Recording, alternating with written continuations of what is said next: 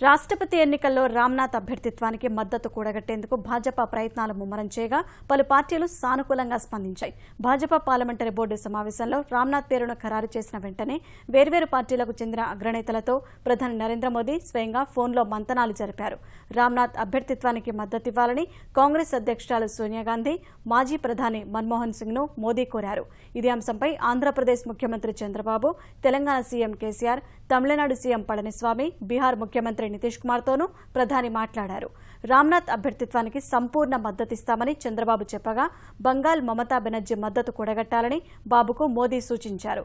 ఈ మేరకు మమతతో చంద్రబాబు ఫోన్లో మాట్లాడారు. ఎన్డీఏ రాష్ట్రపతి అభ్యర్థిగా రామ్నాథ్ను ఎంపిక చేసినట్లు మిత్రపక్షం శివసేన అధినేత ఉద్దవ్ ఠాక్రేకు భాజపా అధ్యక్షుడు అమిత్ షా చెప్పగా మద్దతుపై త్వరలోనే నిర్ణయం ప్రకటిస్తామని చెప్పారు.